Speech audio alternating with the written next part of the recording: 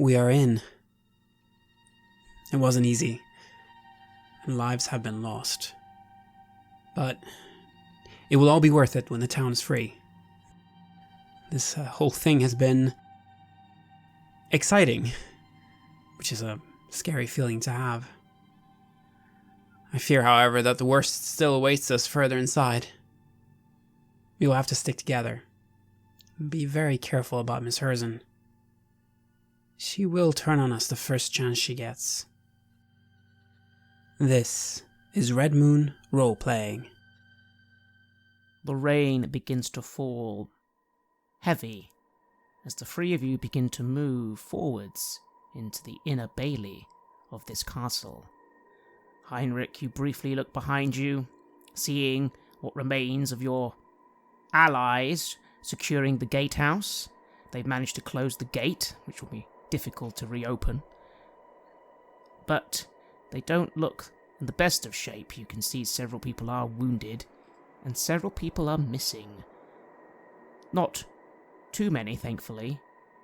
But as you look over there, and you look around you and see a couple of those guards just lying around, dead near you, it does occur to you, tonight, a lot of death has occurred.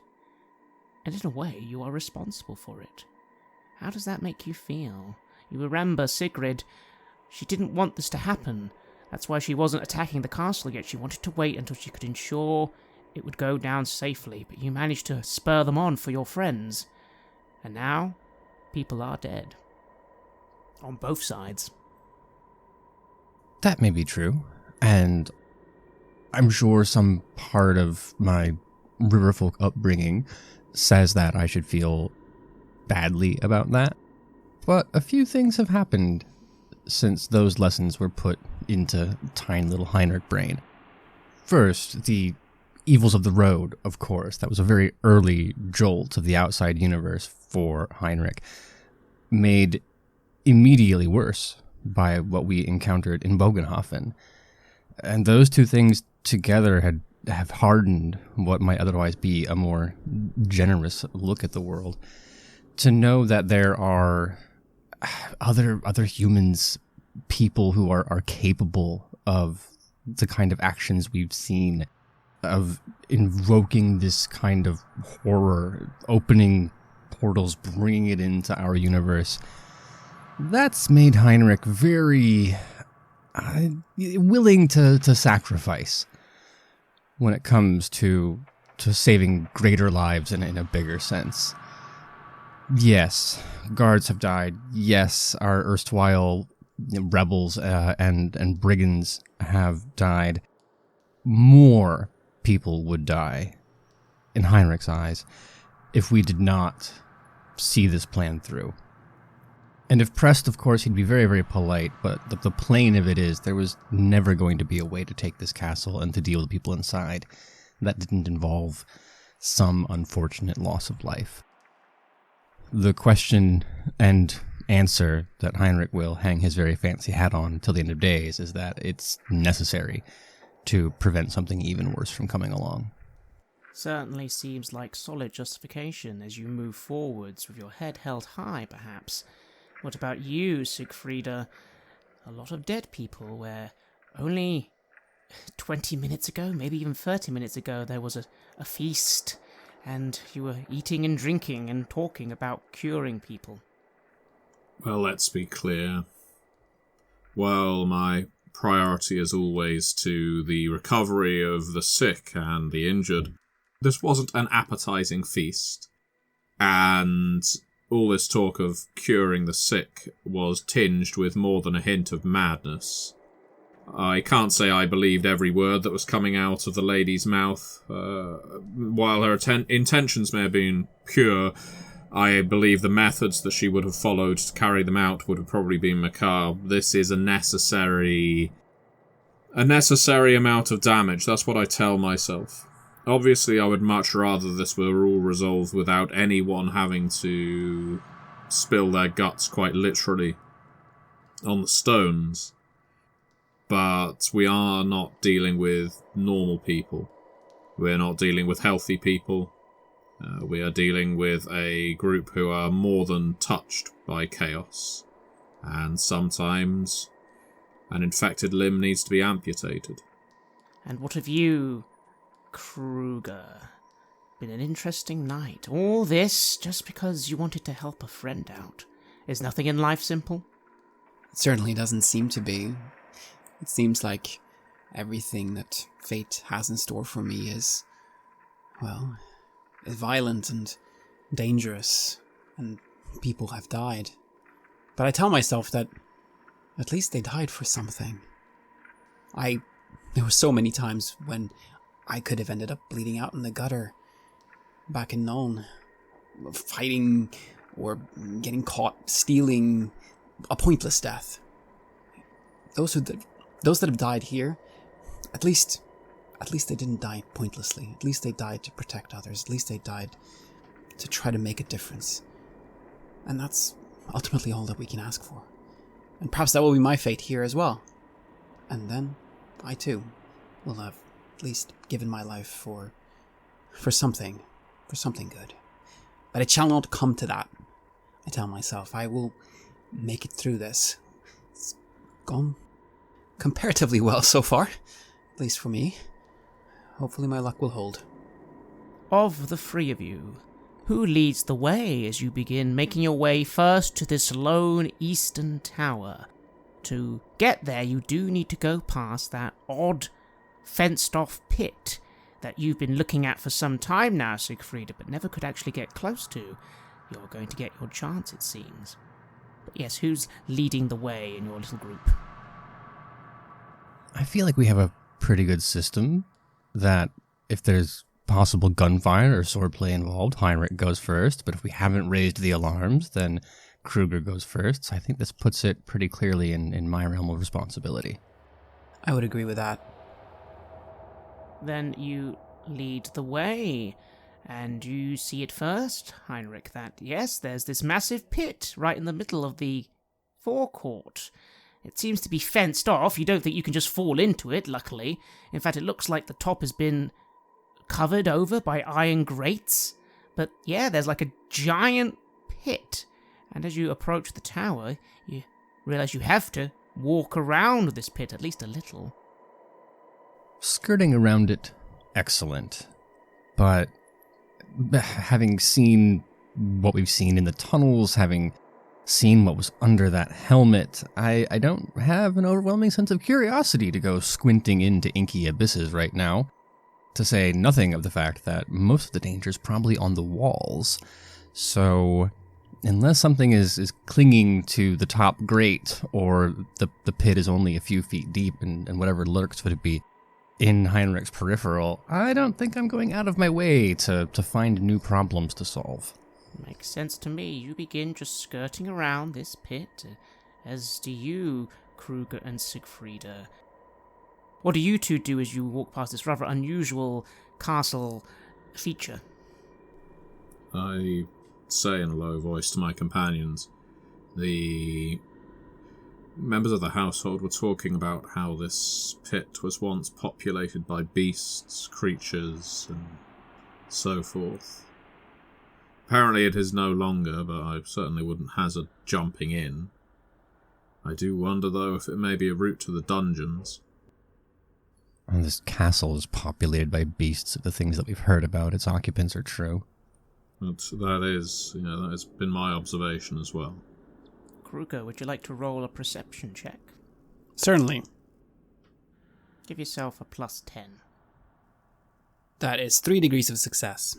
As they're talking and making their way round this pit, approaching that tower, the sky lights up with lightning and thunder rumbles, and then you just hear, from that pit, you think you hear something. You think you hear something just go...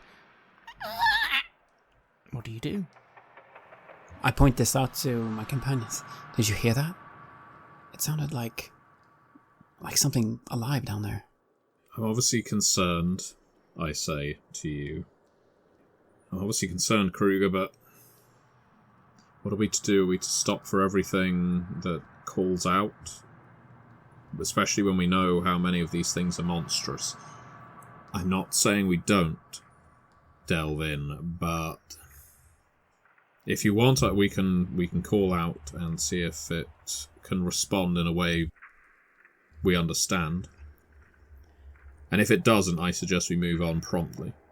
I think you're right. We have a mission here after all. Whatever it is, it might be dangerous, and it might distract us from what needs to be done. Okay, so let's just make a quick. We'll make a quick check then, and if it is just mindless screaming or moaning or growling, we just hot-foot it to our destination. So I cut my hands around my mouth, lean over the pit, and I shout down, "Hello, who is down there?" You can't really see anything. You realise just leaning over that you can't actually see anything below the grates. But of course you do have a torch. Do you shine it a little? So you can actually see what's maybe at the bottom of this pit? I don't see why not. Then shine it you do. And at first it doesn't really help that much, but then another bolt of lightning illuminates things very nicely. Although perhaps that's not the right word.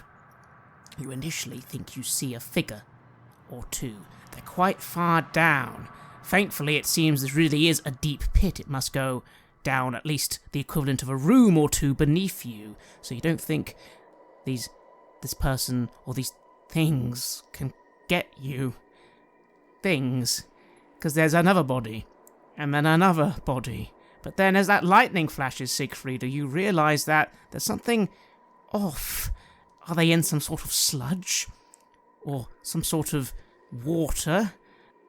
It's not water, because then a leg pokes out of it, and an arm, and an eye, and then the whole floor quivers as mouths and arms and eyes look at your torch or focus on it, and limbs reach out to you, but they can't reach, of course, and the whole floor just goes...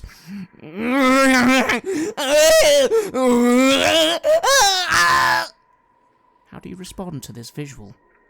We're leaving. I'm backing up. Agreed. And yes, we are leaving. Heinrich, you notice that the two others suddenly looked at a pit and are suddenly backing away very quickly. How do you respond? Lacking any curiosity at all as to what may or may not be down there. One, in part because of the very real danger that we are surrounded with, and then two, the, of course, lurking suspicion that this castle full of people keen to experiment on humans with chaos. I think in the future it might manifest as an "I told you so" reflex, but right now, I mean it sincerely. Heinrich is more concerned with things that might be firing crossbow bolts from the nearest rampart than whatever is down there. I'm willing to trust that if something is so twisted that Siegfrieda's reaction is to recoil instead of get out her notebook, I'm willing to take that as a sign that I don't need to look in any further. So I might make eye contact and just raise an eyebrow, not necessarily inviting conversation about it, but someone has to keep their head on a swivel here, and that's going to be Heinrich for the time being. Makes sense, and they join you and you begin making your way to that tower, although as you think that thought to yourself, Heinrich, of the danger of the walls, again, there's no one there. There's no one on the walls. No crossbows are flying. No people are calling out. Apart from that you think you just heard a sound coming from that pit, which they're backing away from now. There's no one else here. Not yet, anyway. Which is unusual, considering how tense you're feeling. I'm willing to let other people let their guard down and then be ambushed. That is not my way. Very well, then you reach the tower, and the other two join you quickly, it seems, moving away from the pit, which seems to quiet down whatever it was as you move your lights away. And now you're standing before this tower. It looks like it's a 3-story tower, quite small. Maybe there's only a room at a time in such a tower as this. It seems quite overgrown with foliage. There's some windows, but they're barred up. And there's a big wooden door. What do you do? Once I'm sure that everyone is in the cover of the archway, or at least as close to the wall as can be managed in the current situation, I'll make a quick eye contact with everyone, make sure that we're still on even-keeled footing as best can be, And then, taking a deep breath myself, I will just ask, are we ready to find out what the rest of this place has in store for us? Ready as we'll ever be, I think. Then what do you do? I think at this point it's equal parts the need for a dynamic entrance, and then also just some general Heinrich showing off. Is this the kind of door that I can kick or shoulder my way through? You give it a look.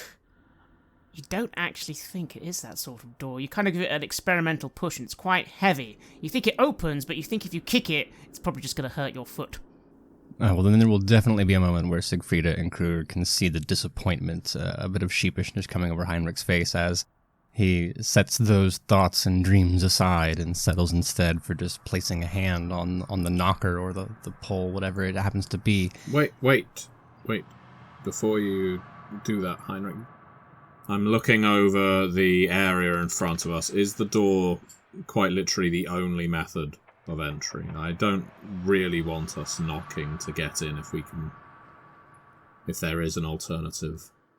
It's possible that Kruger could climb up with some climbing gear and get to the higher floors, but they also look like they're all barred up windows as well, so probably not better. Again, it does look like a small tower. It's not like this is a massive area, so you find yourself thinking like there's maybe a room in front of you, a room above you, and then a room above that, and that's probably the whole tower. Well, let's hope whoever's inside doesn't object to the people laying siege to their castle being admitted entry. Go ahead, Heinrich. Well, I'm certain Siegfried will be relieved. Heinrich doesn't intend to knock, just reaching for a handle or whatever, and at that point I'll throw the door open as violently as possible, maybe surprise whoever's on the inside, and then barrel through, pistol in one hand, sword on the other. You do your best to barrel through and push it down quickly, but you quickly realise it's a really rusted door, and unfortunately you have to settle for pushing it quite slowly as it creaks very loudly. At least out here, as soon as you enter the chamber beyond, the sounding is oddly muffled. It's a bit weird. As if the storm outside and even the door creaking aren't actually that loud anymore. But in you are, your torch shines around. There's no one here. There is a stairway that goes up, and the room has a lot of black carpeting. You also realise it's very crunchy in here as you kind of pace around a bit. Every time you move forward, there's a crunching sound underneath you, which is a bit strange. But otherwise, it's just a very old, abandoned-looking place. It's very dusty in here. There's some paintings on the walls, some old shelves. That's it. Pardon me while I fixate on the adjective crunchy. Imagining Heinrich taking that first step forward and being too ready, primed to fight, to notice that the floor has any kind of texture whatsoever, but once it reveals itself to be a fairly abandoned and, more importantly, unpopulated space, that second or third or fourth step, that's going to have me looking down. Black carpeting. Quite haphazard. There's a couple of holes in it. Is it like burnt? Is it have some kind of goo that's dried on it? I don't think Heinrich has seen carpet, let alone black carpet. He didn't grow up in that part of the Reich. Certainly, it seems rather dry. It doesn't look burnt. It does. I think you see a little bit of movement, but it's very, very small. And you kind of, as you realise that, take a step back and hear another crunch. In all matters scientific, where Heinrich has reached the end of his intellectual capacity, I will turn my attention to Siegfrieda. Kind of like grinding a toe of a boot into the floor. What do you do, Siegfrieda and Kruger? Your friend has entered this room. There seems to be no danger. Just an unusual floor, and an otherwise abandoned chamber with stairs heading upwards. Follow up. Hold my torch to the floor.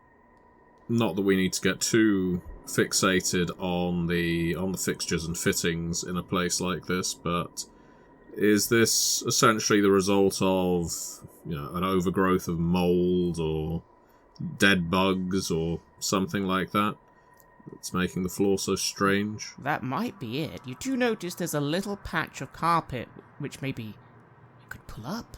You could maybe see what was underneath the carpet if you wanted. I don't want to. It's not going to help us achieve anything beyond satisfying my curiosity, and right now, curiosity at the wrong time is going to get us in trouble. So I look to Heinrich and I say, let us not get distracted by the horrors in this place, because there will be many. Let's keep our eye on the prize, why we are here. And I assume that means ascending. Yes, I think so too.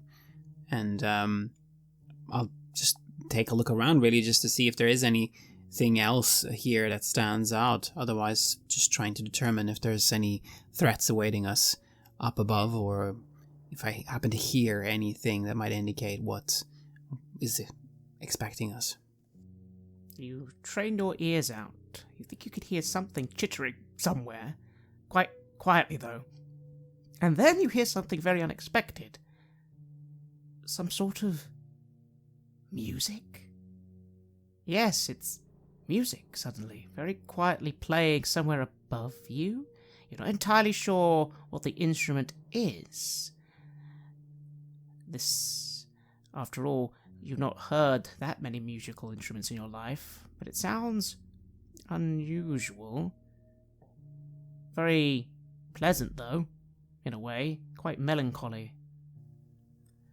There's music coming from up above. Somebody is here. Well, if Siegfried isn't concerned about what may or may not be in the carpet, this is certainly something more direct that Heinrich can put his attention towards. I will nod and then proceed towards, I'm assuming it's like a spiral kind of castle staircase? Correct. Do you go up? I will approach to the second or third step, and then maybe whatever the equivalent of squinting but for your ears, and see if I can strain to make out footsteps or any sound aside from the music. No, just the music and some sort of chittering sound a little closer now as you step up those stairs. Well, if there's no other information to be gained that way, then I think it's a slow, cautious ascent. Again, weapons at the ready. Then you begin heading up the stairs, and you very quickly discover the source of that other sound, because as your torch suddenly goes to the walls here, you see an old bookcase, and suddenly from behind it come a great deal of cockroaches. 10, 20, 50. You then quickly swing your torch around the room and see it is completely infested with cockroaches. They are absolutely everywhere. They are crawling on the carpet. They are crawling over old bookcases. There's a massive trough in here as well, like a sort of thing you'd see at a farm, completely full of cockroaches. Disgusting, but not necessarily threatening. No, and for all intensive purposes, you wait a few seconds, they seem to actually be acting like cockroaches do. They ignore you. They begin moving away from you as you step upwards, but otherwise they don't seem interested in you. Yeah, if I shine my torch on them, lower it to the ground, do they disperse at the sight of its light? Yes, slowly, but they do disperse. Well, good. I will keep it low then. And you find yourselves on the second floor. That metal trowel smells a little, and there's an awful lot of cockroaches and other insects swarming there as well. But again, they don't seem to be bothering you as long as you don't bother them. And the stairs go up, and that music becomes louder. It's a very strange instrument, Siegfried. Have you ever heard something like that? Could you roll me an intelligence check to -10? Well, I guess I'm as likely to know anything about classical music as much as anyone else, so I will, yes. Well, I fail. It's very strange. It's not discordant. It almost sounds like it's being played by someone who knows what they're doing. It's not a guitar, it's not a lute. Different sound to it. You'd never heard this sound before, though. Quite dull. Quite melodious. It's not a harp. You don't know what it is. It's certainly not a common instrument. I look to my companions. Well, at least it means there's signs of life, I suppose. Though, to play a musical instrument so solemnly while your castle is being besieged does imply a intemperate mind. Indeed. And this metal trough that the insects were feeding from, Does it seem like there was, food left there for them? Is that what I'm getting from this? That someone's feeding the insects? I mean, maybe, but there's an awful lot of it. It's some sort of sludge. It smells quite bad. Maybe it's some sort of gruel, you think to yourself? Not that you'd want to eat something like that. No, definitely not. But I cannot see any other, who it would be for. Does it look like it's for animals, or...? It looks like it's for animals, yes. You'd see such a thing on a farm. And it has been filled recently, then, I suppose. You think so. Although, how recent, you have no idea. Well, it's disturbing, to say the least. I suppose we will find out soon enough who has these interesting hobbies. What do you do, Heinrich? One more floor, you think to yourself. You must be near the top of this structure now. And that music is louder. And you think, as you poke your head round the final staircase, you can finally see now there is some light above you. Candlelight. I'm sure Siegfried would have communicated at some point the general amount of cerebral malpractice going on among some of the castle's occupants, and the experimentation that we've seen makes the cockroach infestation strange, but not outside the realm of possibility so far as the situation has been described to me. So, again, with Siegfried having established there's no immediate danger, I will continue up the stairs, noticing the light, maybe slow down just a hair, enough that I'm not making too much noise. And then when it comes time to make that final turn, I will just lean forward just enough to get like one eyeball around the corner and see what I can see. You head upwards. The music becomes louder, much louder now. But again, it's not aggressive. Just sad and melodious. There are several candlesticks up here with lit candles. You quickly see a bigger window up here. You assume obviously it's barred on the other side, but from this side there are big black curtains, but they are currently closed. There is a mirror on the wall that has long been smashed to pieces. There are portraits. You immediately recognize one of them. It is of a man with a big beard and bushy eyebrows standing with a woman and a small, very small boy. The portrait you saw at that tower. Here it is again. Although there are other portraits as well. There's one of a man with a bit of a strange hunch and strange darkness behind his eyes, standing with a woman, very thin, and two young ladies, and a boy. And that's interesting. And then the women... Is that another portrait of the young ladies, but they look older? At this point, Siegfried, if you just snuck up behind Heinrich, you would recognize one of them immediately. It's been your host for the evening. But there's another portrait which looks slightly different. Very similar, but slightly different. And then, finally, just before you fully enter the room, as you said, Heinrich, you see a room, a chamber. There's a bit of it you can't quite see, but you can see a very strange object. It's this weird black thing with a sort of 4 legs. It looks a bit like a table. But then there's also a bit more table on the top, currently open with a bit of a stick. And there's a big thing covering the front. And is that the thing making the music? What a strange object. You've never seen anything like this. And yes, you can see a chair and something behind this object. You think there is someone there, but they have not noticed you. What do you do? Oh, what a terribly tense question. I don't trust anyone who calls this castle home, but there's the teeniest shred that says, maybe not everybody here is a villain. I would hate to find out after the gunfire has happened that there's a child who has done no greater crime than live amongst monsters. It's not a situation that I feel comfortable with the shoot first, ask questions later approach. I think the move is to just step boldly forward, keep the pistol pointed, and if it ends up being human-ish, it'll speak. If it's something magical, I wouldn't have to shoot it. Yeah, I think just approaching Yeah, just step through the door, start walking towards it, and then see what looks in my direction, if anything does at all. What about you, Siegfrieda and Kruger? You're right behind Heinrich, and you just about see everything he's seeing, but of course you're just slightly further back. What do you two do? Well, there's no point in travelling as a clump. So if Heinrich is going straight forward, approaching this occupant of a seat, we don't know who it is or what they're doing. Is the music definitely emanating from this person? It seems so, and this unusual instrument that you've never seen before.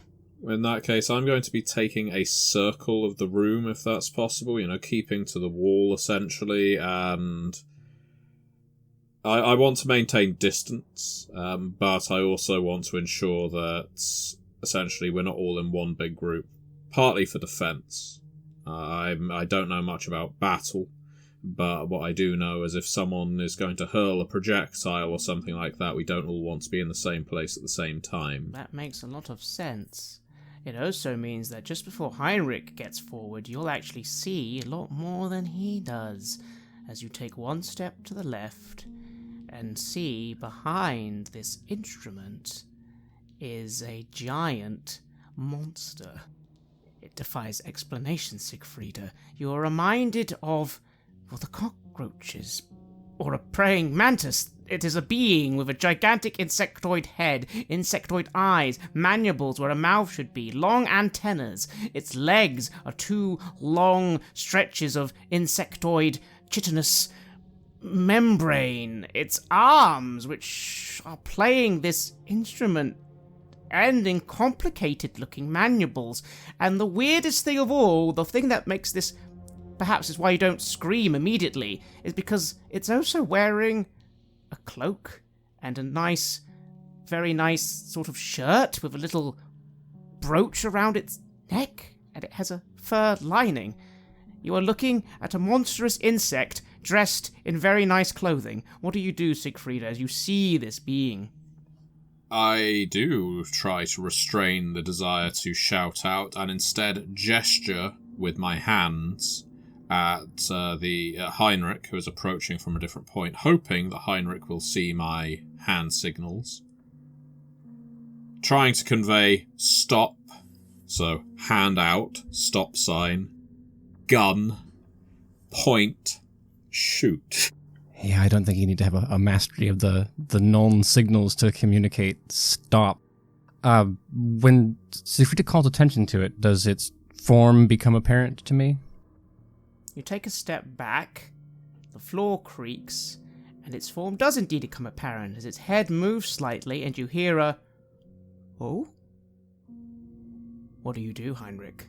There is a gigantic monster before you, dressed in weird clothing that doesn't make any sense. This is an impossible sight, especially it going, "Oh." With, like, a human voice. Well, not like a human voice, but it's a noise of curiosity as opposed to like a chitter or a screech. Correct. But what do you do? I would like to think Heinrich's an intelligent man who would make contact with life and have questions, but he's not. And based on Siegfrieda's hand signal, there's really only one option that crosses his mind. So if it's going to turn and be a monster, we've kind of established how Heinrich feels about things that are not of the Reich, not of man. Very roll then. Roll your attack as you aim and fire. 23, which is enough to clear the black powder skill by 3 success levels. Wonderful. How much damage would that be with those success levels? Very well, that would be 11 total. You aim, you fire, your pistol goes off with a loud bang. The sound of the music ends abruptly as this figure flies back off the chair and against the wall, screeching loudly and then groaning, "Oh, why? And then falls back. What do you do, Heinrich? You've got it, and now it's screeching in pain and trying to back away from you into a corner. I'm not going to waste time reloading. I will dash upon it, rapier in hand. Does it appear like it's trying to defend itself at all? It seems to hold up its arms in terror as you descend upon it, and you drive your sword through it. It's hard to do, but your sword has that magical snuff to it. You shove this being, this creature against the wall, its hideous eyes staring at you as it mutters its terrifying cry of, "Why have you done this? Why?" And it begins to slump. You remove your blade. You think one more strike and it will go down, Heinrich. Ha! You got the surprise on this beast. You think it's one more swing of your sword and it will be dispatched easily. Siegfrieda, you see the being get shot. You see Heinrich descend forward with his blade, and you hear its cries of pain and misery. Why? Is it saying why? What do you do? Well, what do I do? On one hand, we have the opportunity to kill something that is clearly corrupted by chaos at a primal level. And undoubtedly, based on this creature's not just appearance, by its clothing, it is a member of this household that have led this village to such suffering. So I can rationalize the murder of this thing.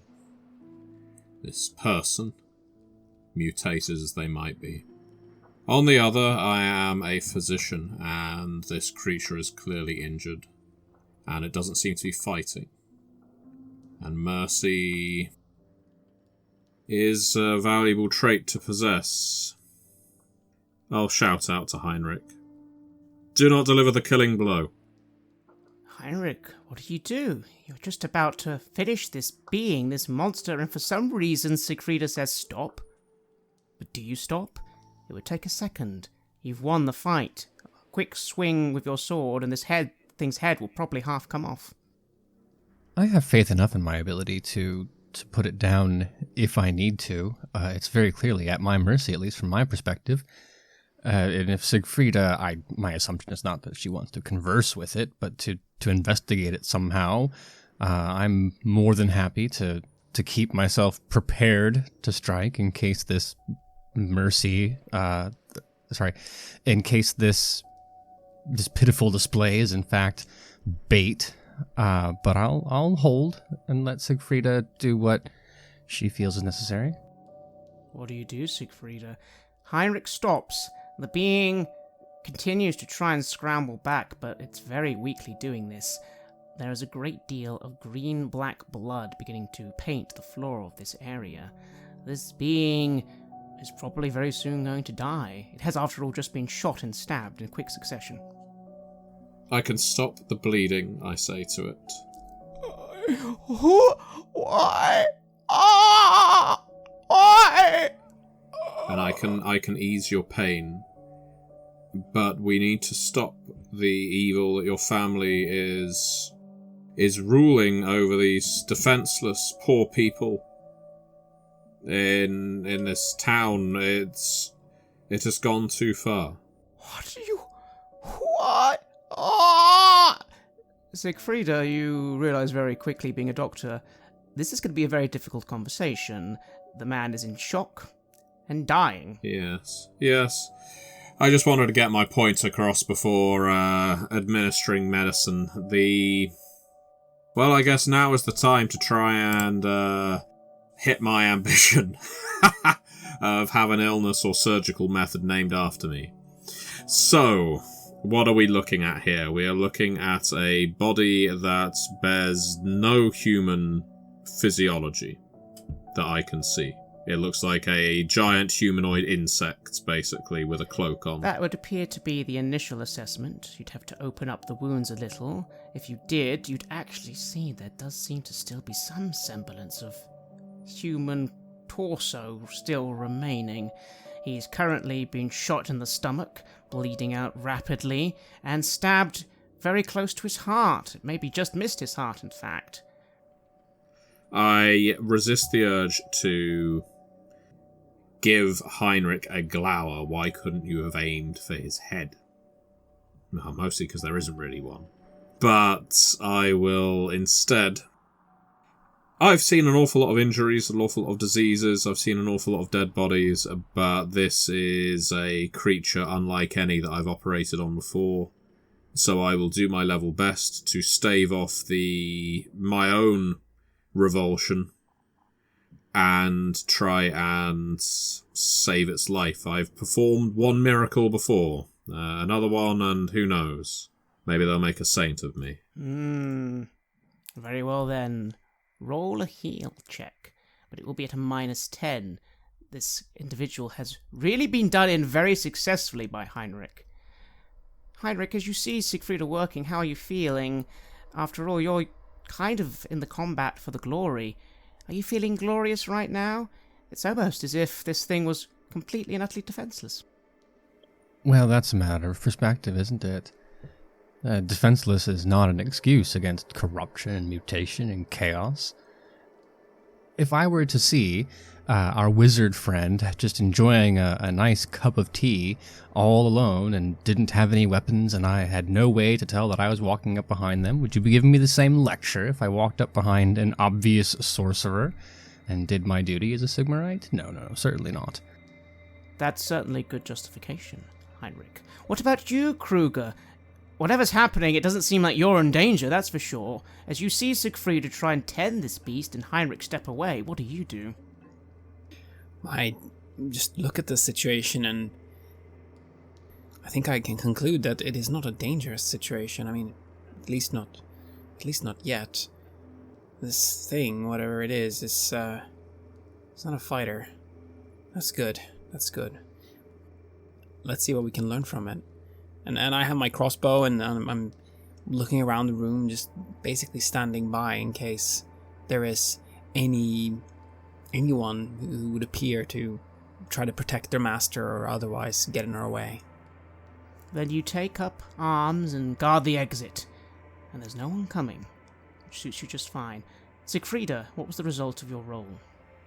It was a good success. I got a 12 out of a reduced figure of 48. Then you take out your bandages and your gear. Granted, you've been expecting to use this on your friends, but this will have to do, and you begin trying to bind up the blood. You check the gunshot wound. It looks like it actually went straight through.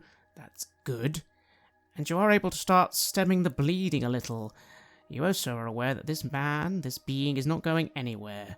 In this state, to survive, he would need more care and a lot of bed rest, so... I'm not anticipating saving this person's life. I made the call that resulted in his execution, though I also feel confident, much as Heinrich justified to himself, that even if I hadn't, if Heinrich had seen this person as he is, Heinrich would have opened fire, and I don't think I could have held it against him, and so I'm not holding my decision against myself. I'm taking the moral crux here and stamping on it. And instead, looking down, is there an obvious mouth to this individual? Yes. Well, there's not so much a mouth, but where insects normally eat. Yeah, so you did mention mandibles, so I will try and get it to swallow some pain relief. I've obviously tried to apply some numbing agents, so a poultice to the wounds as best as I'm able, but I have no idea what dosages are required for an oversized insect or a half-mutated human cockroach thing. And then I will ask, I need you to tell me, and so please do, so that we can stop all of this chaos and suffering, where the rest of your family are. No. You will not harm them. I am ready for death. The gold is in there. We're not here for the gold. Why? We are here to alleviate the suffering of the people in that town. What? How does murder alleviate suffering? Don't make this all about you. The people down in that town have been suffering as a result of your family's capriciousness, the mutations, the disease, the fact that no one has reached out for help. I'm sure I don't need to tell you all of this because you already know it. If you wish to help people, if you wish for your last act on this earth to be a good one, a benevolent one, you need to tell us where to go so that we can end this curse. You think murder ends the curse from my family? You think coming in here and shooting me? Barbarians. I actually sigh at this. Siegfrieda is getting to a point where she's reaching the end of her tether with the hypocrisy of these aristocrats, of the ruling classes who have been like this everywhere she's been now. It's always about their suffering. Yes, all right, fair enough. He's got a nasty couple of bullet wounds. A bullet wound and a saber wound. I understand that. It is a reason to be upset.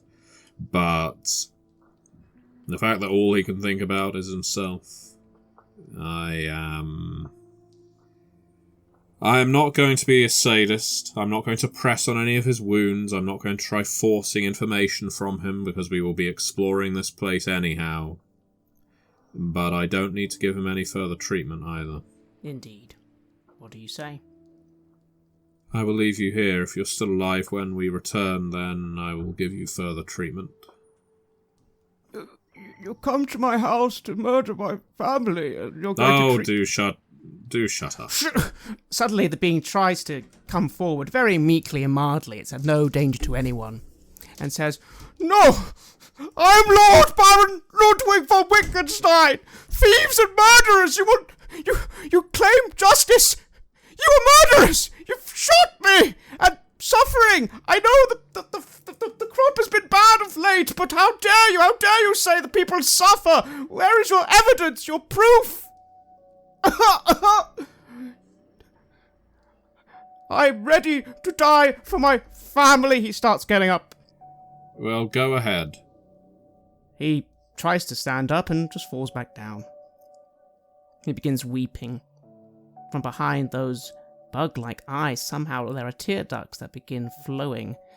Kruger, you're perhaps the most removed from this. It's very confusing. What's he going on about? He seems to be saying things like, what evidence do you have that the crops are bad? And he's reacting to Siegfrieda's righteous fury with... Roll an intuition check. That's a good roll. 3 degrees of success. You've heard nobles before. This isn't a condescending fop. He actually sounds completely and utterly confused, and you find yourself looking around the situation and thinking, you did just walk in here and shoot him.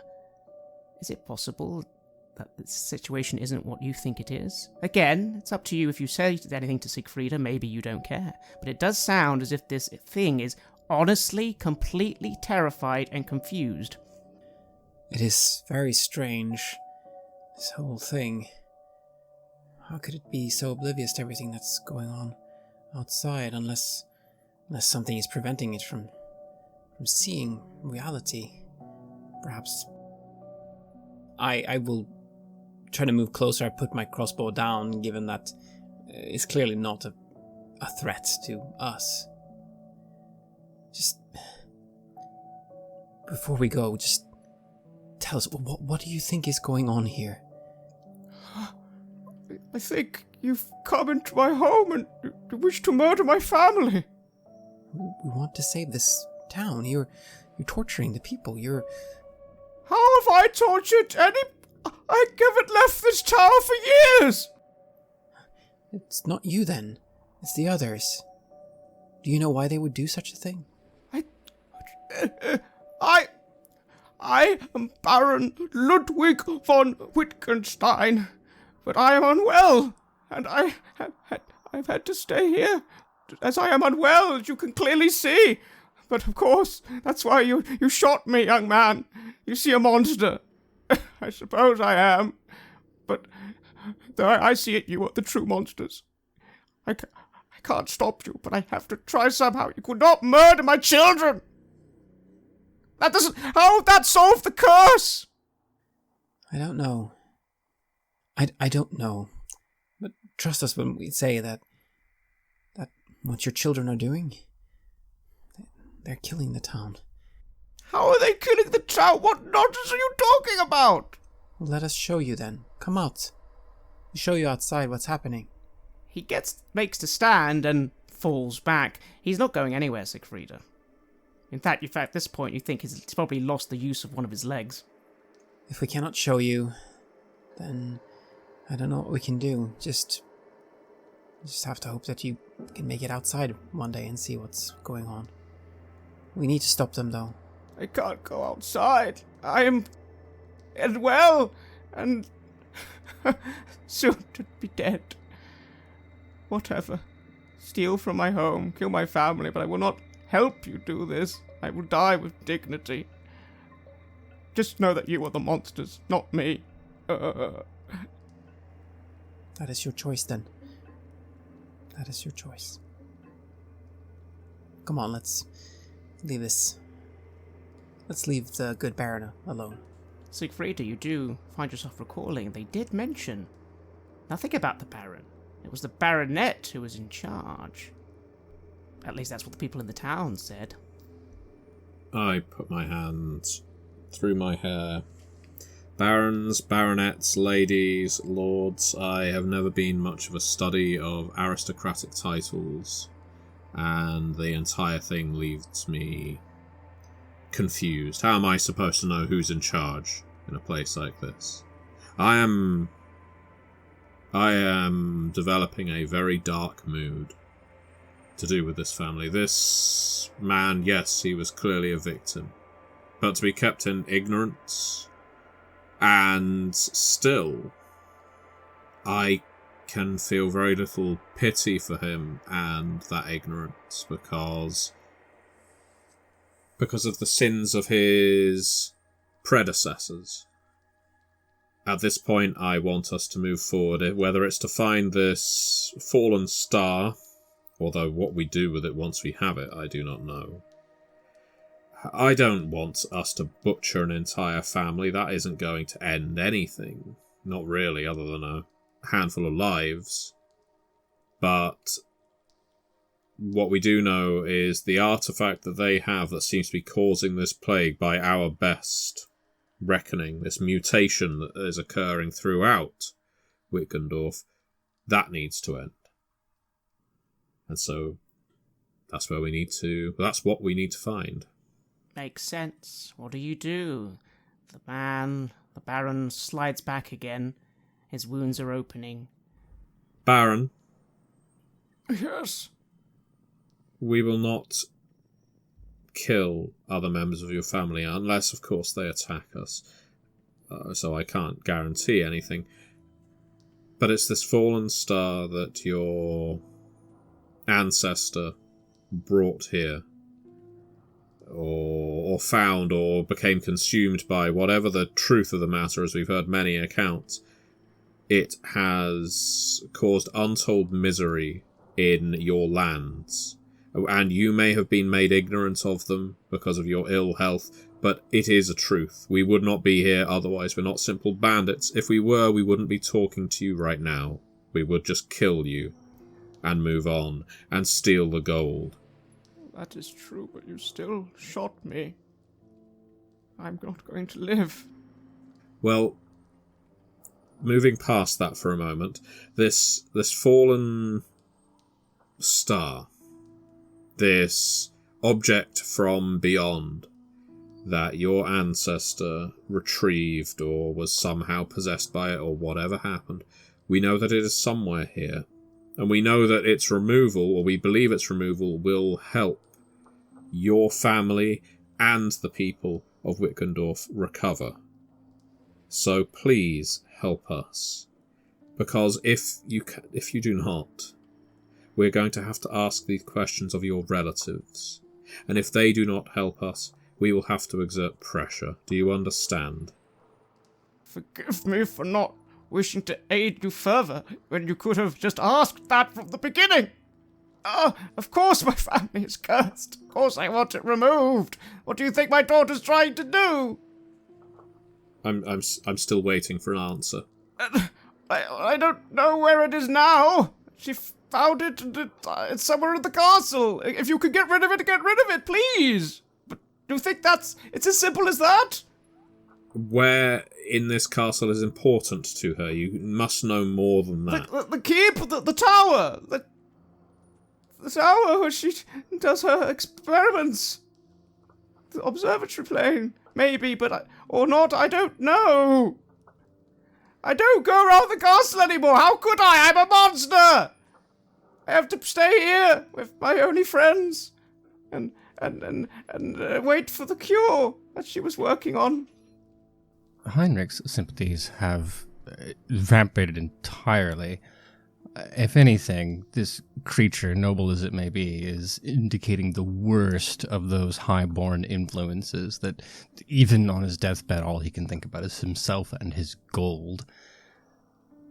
So, not with like a sword at his throat or anything, but with a definite ire reaching into his voice, Heinrich reaches out and says, "You're so interested in being cursed. We've seen what is happening out in your town. We have seen what is happening underneath it." What's happening? You keep saying these horrible things. What even are they?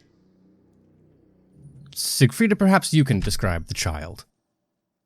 We do not have time to go into all the grotesqueries, Baron. I don't know where it is. How can I tell you things I don't know? Well, in that case, we are done here. Get comfortable in your chair. You will suffer no pain because of the medicines I've given you. And as I said, if you are still alive when we return, I will continue to treat you. But right now, time is of the essence, and we bid you good day. He just coughs and slumps, again those tears falling. You don't know, Kruger. It's unusual. There's no reason not to agree with both Siegfried and Heinrich. This is just a normal, stupid noble, but that intuition roll... You feel something. You can't help but feel that maybe you're the ones who are wrong in this case. But again, that's just a personal feeling. You don't need to share that with the others if you don't wish to. You don't even know why you feel it yourself. After all, why would you care about someone like this? It's a pitiful existence to be in, and perhaps everything that he's saying is true. He has been locked in here by the others. He's perhaps not guilty of any of this, but it doesn't really matter at this point. He can't really help us, it seems. And he's not certainly willing, especially after everything that we've done. So... Indeed. So, what do the three of you do? This being is not going to follow you. There is no more to this tower, it seems. Sadly, that there was no entrance to the dungeons here, meaning the only other place you can go, you think, is that keep. Seems like we have to head for the keep. No other way in, I suppose. We'll get a nod from Heinrich. And a nod from me. I look to Heinrich as we leave this chamber. I can tell that he is sharing my sentiments right now. Yes, you don't need to make an intuition roll for that. Heinrich is with you. In fact, if anything that's weird, it's Kruger. He almost keeps looking at the being with sympathy. Where the hell is that coming from? Well, I'm not going to argue with him. Then, Heinrich, it seems you're in the lead. Time to go? It shouldn't take you long to get back down to the bottom of the tower and begin moving towards the keep. You hear the being just weeping pathetically, but you won't be fooled by crocodile tears. They're clearly false. No. And in my limited experience with chaos, the people who have been corrupted by it often bring it upon themselves. At least to suffer as he has, to be transformed like that, requires more than a quiet dabbling or a simple meteor falling from the sky. Exactly. He might even be a cultist himself, which is why you're surprised just before you leave to see a shrine to Sigmar? That's weird. There's a small shrine of Sigmar in the corner. That shouldn't be here. There's a shrine of Sigmar and a temple full of cannibals. You can dress yourself up in all the raiments you like. It's actions that tell us who you are. That is true. What do you do? Down the stairs with not... The only regret that I'm carrying is that this plump lord, mutated as he is, was so fixated on his own position that he wasn't able to see past to answer questions. He could have told us more about the curse, but every question that we asked was only about his own suffering, even as the people who he is ostensibly responsible for starve in the street. Like every step downward comes with a matching mirrored upward ratcheting of the anger and the tension. Like in a good and just world, even evil people would have something in the very last minute to give back, that you show remorse on your deathbed, not whine about how circumstances have changed you. Circumstances have changed me. You don't see me going off to everybody and crying about it. So, with more and more vigor and ever-determined stride, I will make my way down to the door that we have entered and prepare myself for yet more squabbling from pathetic, tempted, corrupted creatures. Indeed, and you feel your heart lift. You are morally just. You have Sigma on your side. And next time, maybe you won't hesitate with the gun. That was a mistake, you think to yourself. And leave the tower you do, going back into the stormy night, the three of you, leaving behind this crying, pathetic fool. But he deserves everything he gets, right? If only you could believe that too, Kruger, like your friends, but again, something inside your heart just seems to say that they're wrong, but you can ignore that feeling and focus on the task ahead, right? Right. This has to make sense somehow. It will, once we've saved everyone. Then all this will be worth it. And out into the dark of the night, the three of you go.